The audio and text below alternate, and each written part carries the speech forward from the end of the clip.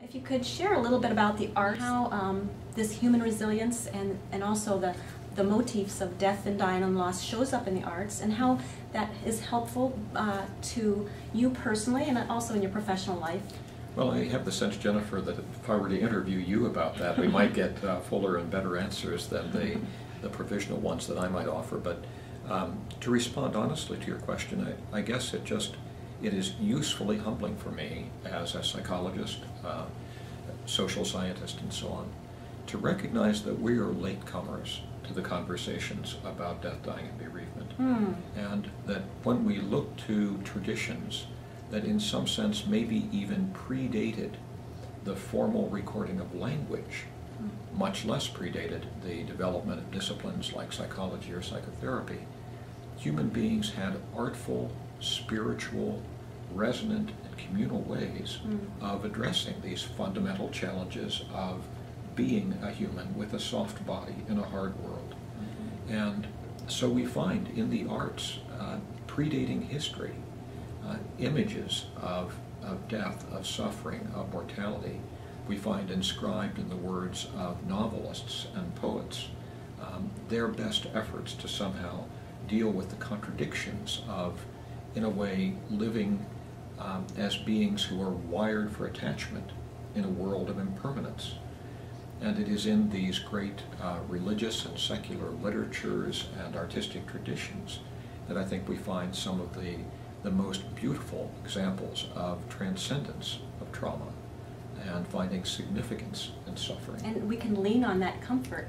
We certainly can. So we can draw on wisdom traditions and media of expression that go beyond the literal, that go beyond what our own humble lives have yielded, and to reach toward the words of others or the images of others that capture aspects of our own experience. I do think that art tends to arise whenever our everyday view of the world somehow is fractured.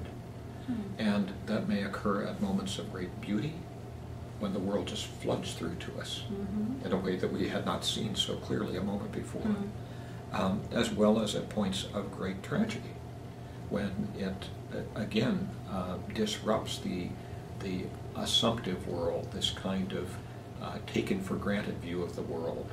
How are you? I'm fine, and so on, that tends to populate our daily life. When we go beyond that to how things really are, we open up a field of much more artistic rendering of experience.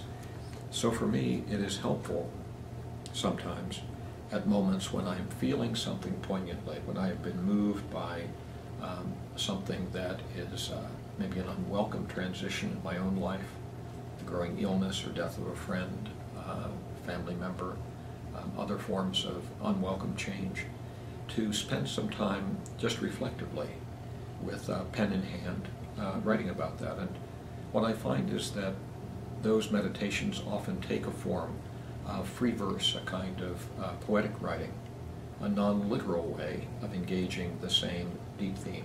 What brings you joy? What is your philosophy of life? Well, I think this brings me joy. I think connection to others is a real source of pleasure for me, and a kind of, it restores a sense of purpose. It's satisfying in all of the deep ways that matter to me. And I know that I feel greater groundedness, greater clarity, greater centeredness in days that for me include sessions with my clients in psychotherapy. It tends to move me to, I think, a deeper core of something in my life that can be lost in the blizzard of email and the multiple entanglements of obligations. So I think that although I could not claim to be a practicing Buddhist, something of that Buddhistic clarity in the face of the noble truths of suffering and impermanence and death is helpful for me, just to somehow slow down into life, to try to live it well and deeply as I can, to be compassionate with myself when I lose that focus, as I attempt to be compassionate with others. So those would be elements of a loosely woven fabric of personal philosophy. And thanks for giving me a chance to talk about that. Well, I really appreciate you opening your heart and your mind and your spirit to answering some of these questions, which are challenging for some, but not all. Well, I think they can become less challenging, at least in the sense of silencing.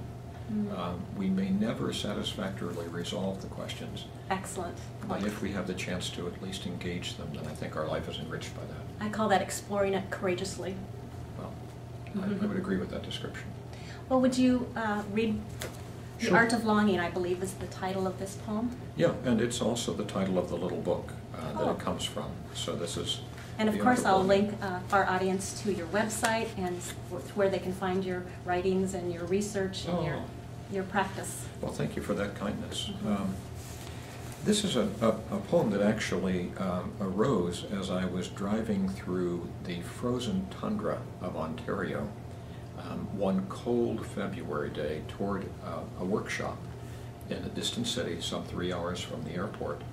A workshop for maybe 150 or so health and mental health and professionals and spiritual leaders in that community. And as I did so, I did so with the recognition that only a week before, my mother-in-law had died, succumbing to a cancer that she had lived with for 4 years. And she was the last of our 4 parents to die, mine and my wife's. And so, in this way, I think her loss had a still deeper meaning in addition to the loss of her precious personhood.